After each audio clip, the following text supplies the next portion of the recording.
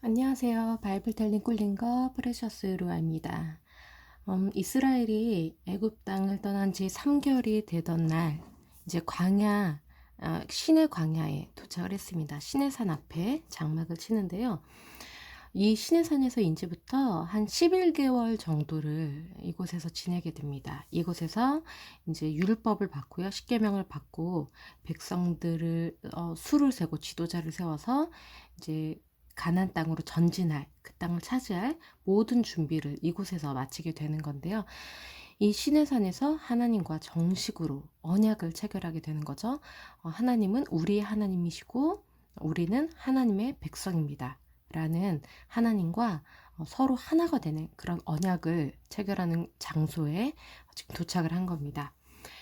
그러니까 1년 1월 1일에 이제 출애굽을 했다고 하면은 지금 3개월, 3월 달에 이제 여기로 도착을 한 거고요. 그 내년에, 그러니까 2년째 2월 20일에 이제 이 시내 광야로부터 다시 떠나는 거기 때문에 한 거의 1년 정도, 11개월 이곳에서 이스라엘 백성들이 생활했다고 보시면 되겠어요. 하나님께서 이제 시내산에 이스라엘 백성들을 오게끔 하셔서 말씀을 하십니다. 내가 애굽 사람에게 어떻게 행했는지, 내가 독수리 날개로 너희를 업어 내게로 어떻게 인도했는지 너희가 보았다. 그러니까 계시를 했다. 내가 누군지 너희에게 보여주었다. 이스라엘에게 이제 말씀을 하시는 거예요. 자, 세계가 다 내게 속하였으니 지금 세계는 혼돈의 세계예요. 하나님을 떠난 죄 속에서 살아가는 이 세계. 하나님께서 이제 암흑 가운데에서 그 혼돈의 그 공간 속에서 질서로 말씀으로써 이 땅을 창조하셨잖아요. 그것처럼 지금 이 혼돈의 세계 가운데 하나님의 말씀으로 하나님의 민족인 이스라엘을 창조하신 거거든요. 이 말씀, 아브라함이라는 하나님의 말씀을 따르는 한 사람을 통해서 그 믿음을 확인하시고 아이를 가질 수 없었던 이 아브라함에게서 이제 이삭이라는 아들을 주시고 야곱을 이어서 이스라엘이라는 민족이 탄생하게 하신 거기 때문에 사실상 이스라엘은 이 땅에 원래 존재하지 않았어야 할 그런 민족인데 전적으로 하나님께서 기적적으로 이 말씀으로 믿음으로 창조해내신 민족이라는 거고, 이 말씀의 민족이 이 혼돈의 세계 가운데에서 하나님과 이 세계 사람들을 중보하는 하나님의 구원이 이 세계에 이루어지게 하는 그런 중보적인 역할을 하는 거룩한 민족이 될 건데, 지금 이 시내산에서 그러한 거룩한 민족으로 임명을 받게 된다는 거예요. 그것도 지금 이 광야 한복판에서 하나님의 민족으로 이스라엘이 거듭나게 된다는 거죠. 그러니까 탄생된 것 자체가 하나님께서 탄생시키신 거고 하나님께서 창조하신 민족이긴 하지만 이 이스라엘도 하나님과 정식으로 언약을 체결하는 믿음과 그 순종의 고백을 하는 그 과정이 필요한 건데, 그것을 위해서 하나님께서 400년 동안 이스라엘이 노예 생활을 하게끔 허락하시면서 그곳에서 또 번성을 시키신 거고요. 결정적으로 이스라엘이 이 출애굽 사건을 통해서 하나님이 누구신지를 알아야 됐거든요. 자신들이 섬길 하나님, 그분이 누구신지를 출애굽 이 사건을 통해서 확실하게 목도했고, 이 광야 속에서 지금 그 하나님과 우리들을 구원하신 그 하나님과 언약을 맺음으로써 그 하나님께 속하게 되는 그 시점에 지금 있는 거예요. 그래서 하나님께서 말씀하세요. 이 세계가 다 내게 속했는데 너희 이스라엘이 내 말을 잘 듣고 내 언약을 지키면, 이건 조건이죠. 하나님의 백성이 되려면 이 언약, 말씀을 듣고 지켜야 되는 게 정말 중요한 조건입니다. 만약 이렇게 한다면 너희는 모든 민족 중에서 내 소유가 되겠다라는 거예요. 그러니까 하나님께서 너희를, 이스라엘을 선택했다. 그래서 너희가 이 조건만 지키면 내 것으로 살게 해주겠다. 내가 내 것으로 사용하겠다라는 거죠. 이 모든 세계 속에서 특별히 하나님의 소유로 구별됐다는 거는 이스라엘의 특권이에요. 특권. 왜냐면은 전지전능하신 하나님께 속한 특별한 민족이 되는 거기 때문에. 그래서 하나님의 소유가 되어서 제사장 나라로 하나님께서 임명해 주신다는 거고요. 이 세계와 하나님 사이에 있는 중보의 역할을 할 할 수 있게 해주신다는 거죠. 그러려면은 거룩한 백성이 되어야 하는데 그 조건이 바로 하나님의 말씀을 듣고 지키는 거다. 그러면은 이러한 특권을 너희가 누려서 하나님 섬기는 모든 민족들 중에서 대표로 하나님 섬기는 제사장 나라가 될 것이다 라고 하나님께서 말씀해 주신 거죠. 이건 이스라엘과 하나님과의 공식적인 이제 그 관계가 확증되는 그런 하나님의 말씀이세요. 하나님의 말씀과 그 은혜를 모든 세상의 모든 사람들에게 전파하고 그 모든 사람들을 이제 하나님 앞에서 중보하는 그런 역할을 맡게 되는 거죠.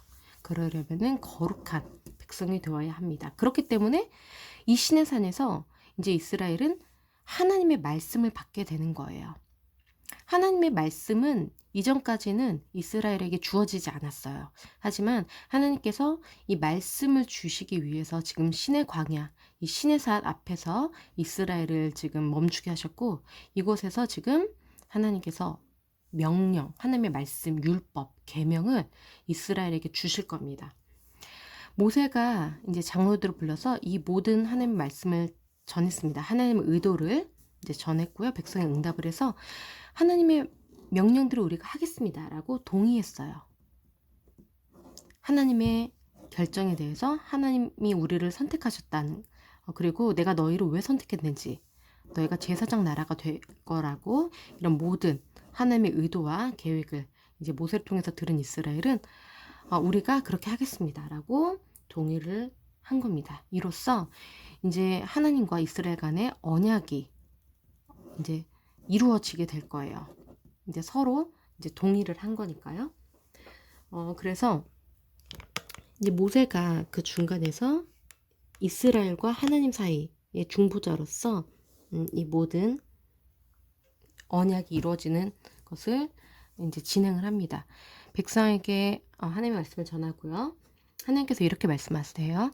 내가 빽빽한 구름 가운데서 모세 너에게 임한 것은 내가 너에게 말하는 것을 백성들이 듣게 하며 또 너를 내가 세운 너 모세를 백성들이 영영히 믿게 하려는 것이다. 하나님께서 세우신 모세를 백성들이 불신하지 않고 이제 신뢰하면서 잘 따를 수 있도록 하나님께서 해주신다는 거예요. 지금 백성들에게 하나님께서 직접 이제 임재하시는 것을 보이시겠다고 하시는데요.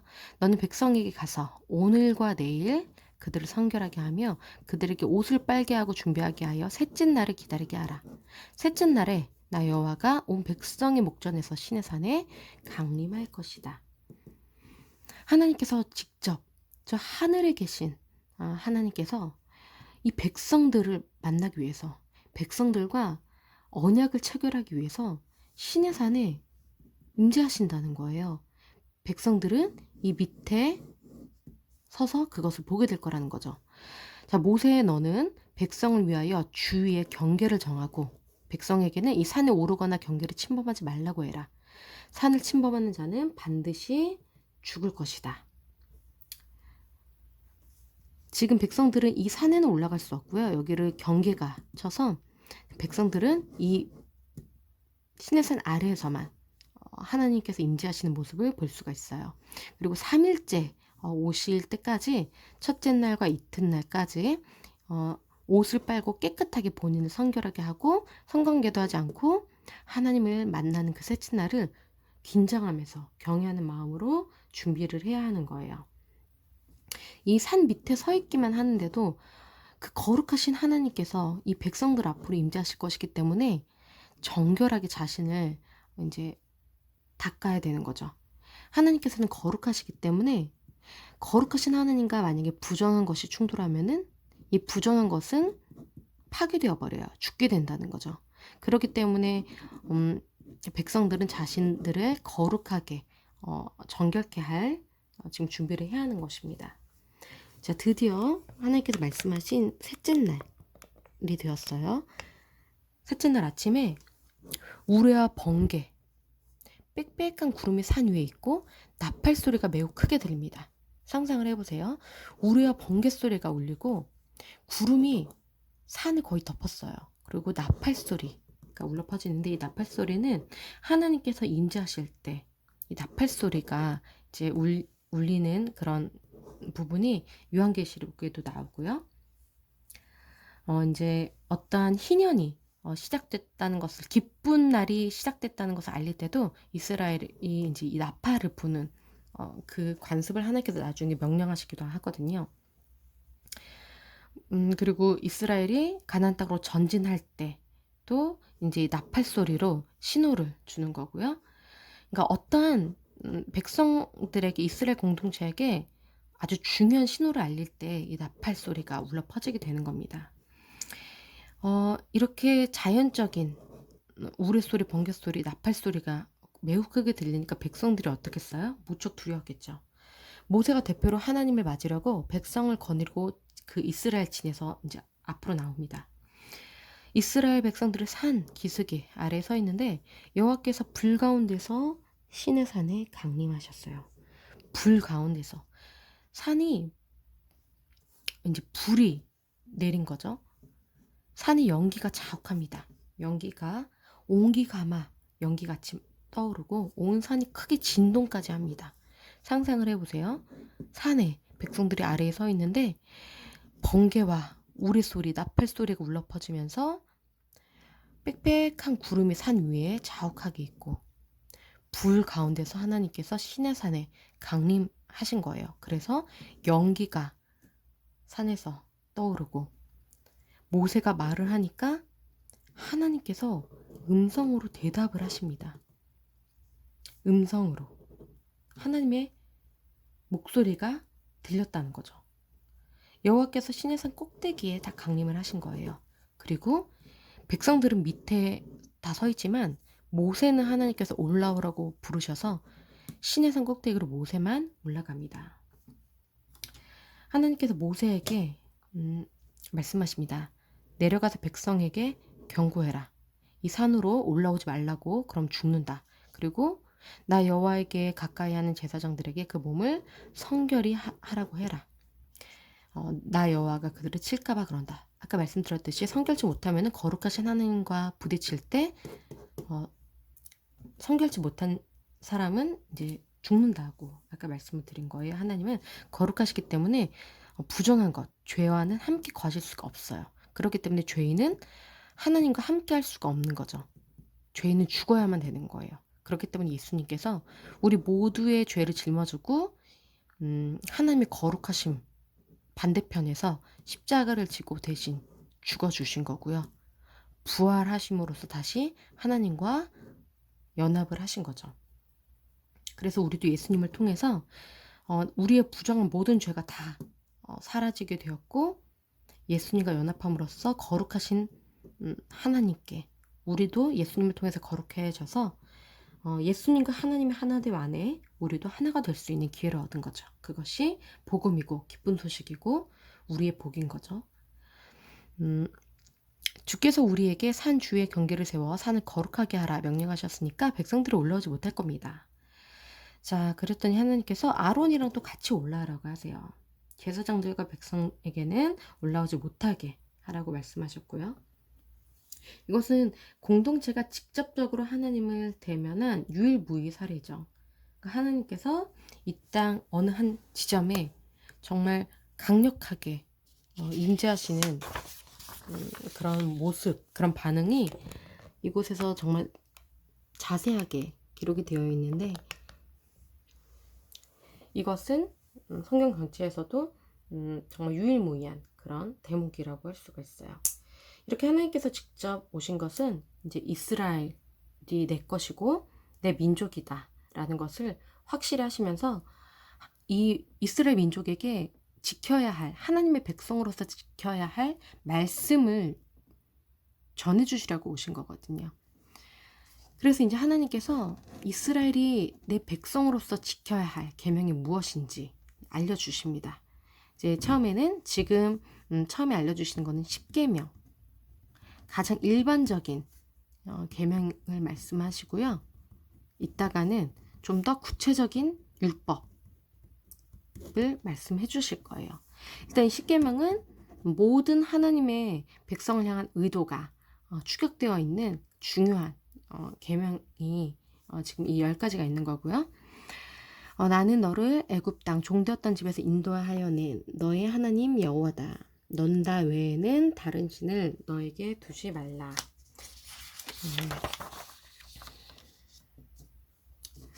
이것이 지금 첫 번째 계명이고요. 이거는 어떻게 하라는, 어떻게 하지 말라는 어떤 행위보다는 관계에 대한, 관계를 금지하는 유일한 계명이에요.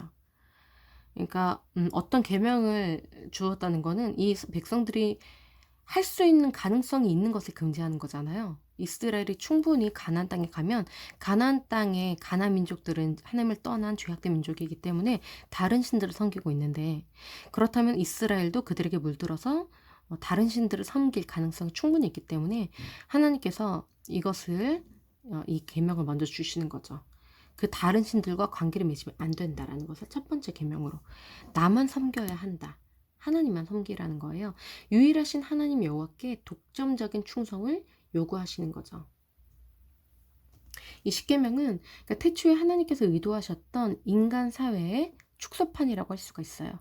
하나님께서 아담과 하와를 만드셨을 때 하나님과 온전한 막힘없는 그런 관계를 이어가셨고, 계속해서 그것이 이어가기를 원하셨는데 죄 때문에 막혔잖아요.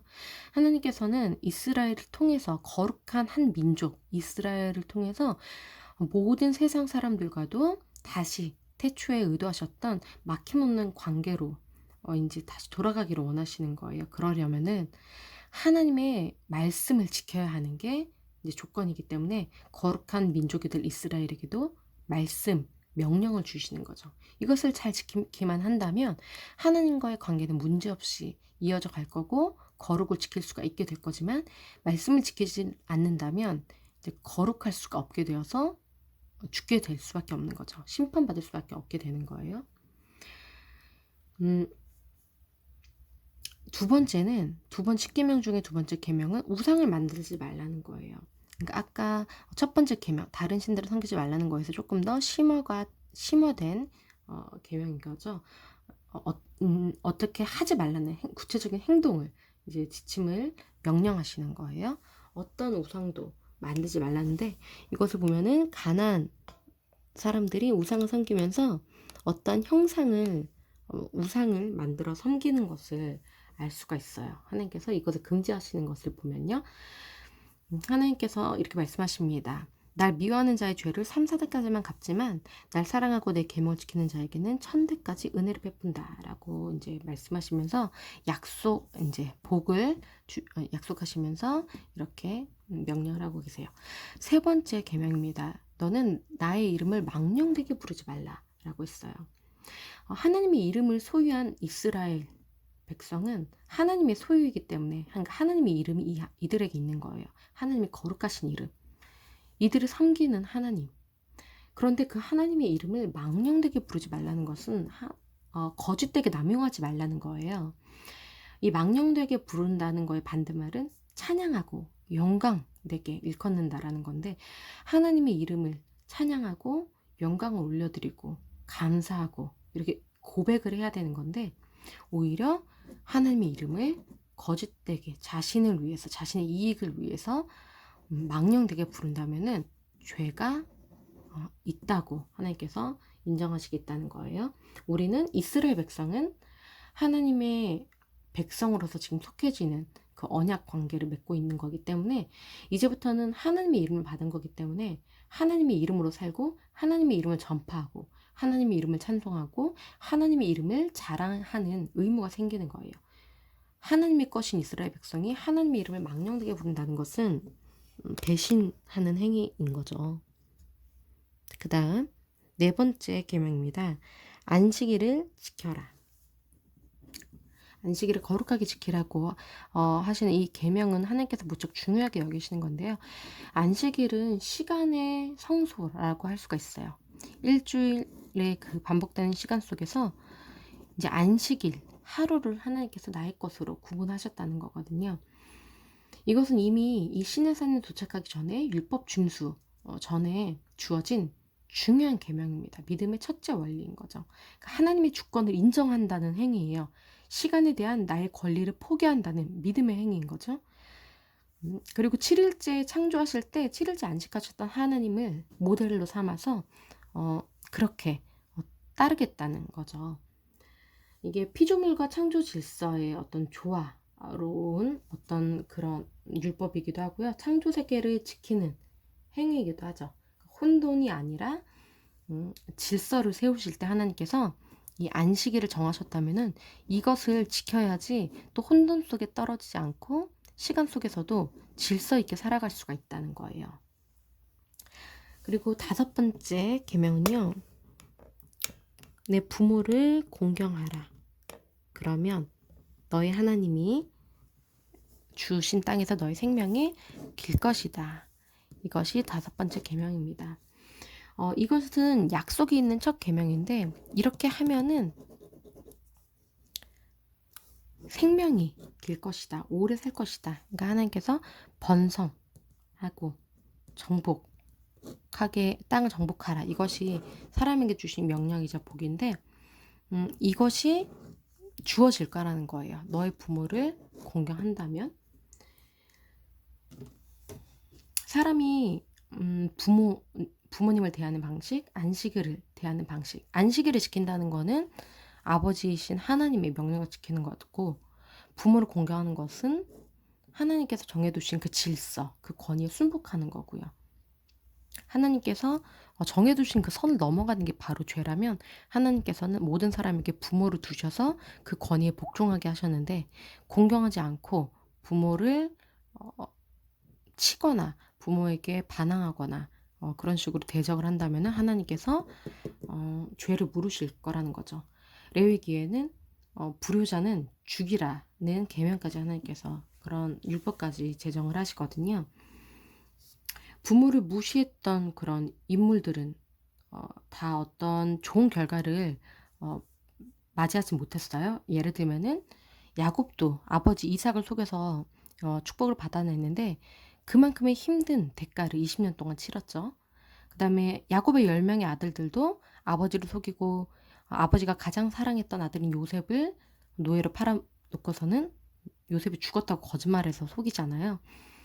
그거에 대한 어떤 그런 마음고생과 힘든 대가도 그 아들들이 죽을 때까지 아버지가 돌아가서 요셉이 복수할까봐 이제 공포에 떨었던 그런 또 대가를 치르게 되는 거고, 뭐 삼손도 이제 이스라엘 여자와 결혼하라는 부모님의 말씀을 듣지 않았다가 결국에는 사명을 보기 좋게 이루지 못하고 좀 비극적으로 이루게 되고, 압살롬도 아버지인 다윗을 대적함으로써 비참하게 죽게 되고, 이런 성경에 나오는 인물들을 통해서도 부모님을 공경해야 되는 그런 하나님의 계명이 얼마나 중요한지, 부모님을 경홀히 여기는 거에 대한 대가는 치르게 될 것이라는 것도 알 수가 있어요. 6번째 계명은 살인하지 말라는 건데요. 이것은 육체적으로 이제 남용하지 말라는 거죠. 그러니까 사람의 육체를 함부로 하나님의 허락과 하나님의 주권을 침범해서 마음대로 죽이면 안 된다는 거죠. 생명은 하나님의 것이기 때문에 하나님의 형상으로 지음받은 사람을 함부로 죽여서는 안 되고 하나님께서 심판하실 것을 믿고 하나님께 맡겨야 된다는 것을 알 수가 있어요. 7번째는 간음하지 말라는 건데요. 이거는 단순히 불륜을 넘어서 뭐 동성애, 매춘, 강간, 수간, 온갖 더러운 어떤 성관계들을 포함해서 말하고 있는 거예요. 이런 것들은 하나님께서 규정하신 아름다운 관계인 부부 간의 성관계 외에 어떤 쾌락을 위한 그런 쾌락만을 위한 관계이기 때문에 아무런 선한 열매도 없고 파괴적인 관계이기 때문에 하나님께서 이제 성적 남용을 금지하시는 거고요. 이것을 그 하나님께서는 율법으로 제정을 하셔서 심판하시겠다고 말씀하시고 확실하게 금지를 시키십니다. 이것도 예수님께서는 더욱더 이 본질을 이제 주목하셔서 꼭 간음하는 행위뿐만이 아니라 정말 뭐 이렇게 다른 탐욕을 품는 것, 탐욕적인 응시를 하는 이런 것조차도 이제 억제를 못하는 어떤 강력한 욕구, 그런 부분도 안 된다고 이제 하신 건데, 결국에는 이게 율법적으로 이제 하는 모든 그런 말씀 안에서 본질은 뭔지를 그러니까 봐야 하는 거거든요. 하나님께서 의도하시는 본질은 무엇인가? 그러니까 하나님께서 말씀하신 말씀을 우리가 지켜 행해야 하는 것처럼 하나님께서 정하신 그 관계, 남자와 여자 간의 어떤 합법적인 부부 관계 안에서 그런 성의 아름다운 관계를 누려야 되는데, 이것을 선을 넘어서 쾌락을 위한 관계로 가게 된다면 가정이 무너지고 부부 관계가 무너지면서 사회의 혼란이 다시 야기된다는 거죠. 하나님께서는 혼란 속에서 질서를 세우셔서 세상을 창조하셨잖아요. 근데 이 선을 사람들이 넘어버리기 때문에 죄가 생기고 다시 혼란해진 건데, 이스라엘 백성들을 하나님께서 하나님의 민족으로 삼으시면서 다시 이 혼란 속에서, 혼란의 세상 속에서 다시 틀을 만들어주고 계시는 거예요. 질서를 만들어주고 계시는 거죠. 이 선을 이제 지켜야 되는 거예요. 8번째 계명은 도둑질하지 말라는 건데요. 이거는 물질적인 남용을 하지 말라는 거죠. 뭐 도둑질이나 납치, 사기, 그러니까 소유자의 인격을 손상시키는 모든 행위를 금지하는 거죠. 하나님께서는 사람에게 일을 주셔서 존귀하게 하셨어요. 하지만 도둑질한다는 거는 하나님의 질서를 또 파괴하는, 사회적인 질서를 파괴시키는 행위인 거예요. 그리고 9번째 계명은 거짓말 하지 말라는 건데요. 너의 이웃에 대해서 거짓 증거하지 말라. 이거는 말의 남용이라고 할 수가 있어요. 말을 남용하지 마라. 정직하게 해라 라는 거고요. 너의 이웃의 집을 탐내지 말라는 게 10번째 계명입니다. 다른 사람의 것을 탐내지 말라. 이거는 행동과 행위를 금지시키는 게 아닌 생각과 욕구를 금지한 유일한 계명이에요. 그러니까 탐내는 마음이 이제 그것을 취하는 행위로 이어지게 되는 거거든요. 하나님께서는 너의 마음부터 먼저 그것을 지켜야지 범죄로 이어지지 않으니까 탐내지 말라고, 마음을 지키라고 말씀하시는 거예요. 하나님께서 이 10가지 계명을 말씀을 하십니다. 백성이 우레, 번개, 나팔 소리, 산의 연기를 보았고요. 지금 떨면서 모세에게 말을 합니다. 당신이 우리에게 말씀하십시오. 우리가 듣겠습니다. 그러니까 하나님이 너무 무서우니까 모세에게 대신 중간에서 중보 역할을 좀 해달라는 거예요. 지금 이 하나님의 음성을 들으니까 너무 무서우니까 하나님이 우리에게 말씀하시지 말게 해주시고, 모세 당신이 가서 들어서 우리한테 전달해달라는 거예요. 그러니까 모세가 이렇게 얘기를 합니다. 두려워하지 말라. 하나님이 임하신 것은 너희를 시험하고 너희가 경외하여 범죄하지 않게 하려고 하신 것이다. 그래서 백성 멀리 서 있고 모세는 하나님이 계신 흑암으로 가까이 나아갑니다. 그 하나님께서 창세기 15장에서 아브라함과 언약을 체결하셨잖아요. 1대1로 언약을 체결하셨는데, 지금 그 아브라함의 후손이 이스라엘 민족과 하나님께서 지금 언약을 체결하고 계신 거예요. 근데 이때 아브라함 때는 하나님께서 타는 횃불로 나타나셨고, 이스라엘과 지금 언약을 맺으실 때는 산의 불로, 역시 대조되는 불의 이미지로 하나님께서 임하셨고요. 이때도 타는 횃불로 아브라함에게 나타나셨을 때도 그렇게 언약을 맺는 그 과정에 연기 나는 화로의 그 이미지가 나타나는데, 지금 이 이스라엘과 언약을 맺으실 때도 이제 그 산에서 불로 임하셨기 때문에 산이 연기가 나잖아요. 아브라함 때는 연기가 나는 화로에서 이제 언약을 맺은 거고요. 그리고 이제 아브라함에게도 이제 어떤 이제 언약을 체결하는 건지, 언약이 진수라는 부분이 나오고, 이스라엘에게도 지금 하나님께서 십계명을 말씀하시면서 언약을 이제 맺으시는 거예요. 이 명령을 지켜야 한다라는 거죠. 그리고 아브라함과 이스라엘 반응은 동일하게 하나님을 만나서 하나님을 보고, 그러니까 하나님과 함께 지금 언약을 체결한 이 과정 가운데 아브라함도 두려워했거든요. 이스라엘도 지금 두려운 반응을 똑같이 보이고 있죠. 경외감을 느끼게 되는 거고요. 지금 아브라함에게 하나님께서 약속하셨던 그 언약이 이스라엘과 지금 언약을 맺으시는 이 시내산 사건 속에서 성취되었다는 것을 우리가 봤을 때에, 이스라엘과 맺으시는 이 하나님께서 약속하시는 이 모든 언약도 반드시 이루실 것이다 라는 것을 저희가 또 확인할 수가 있어요. 신실하신 하나님. 그리고 이 오늘 저희가 다룬 십계명의 내용 속에서 하나님께서 우리에게 원하시는 것이 진정 무엇인가?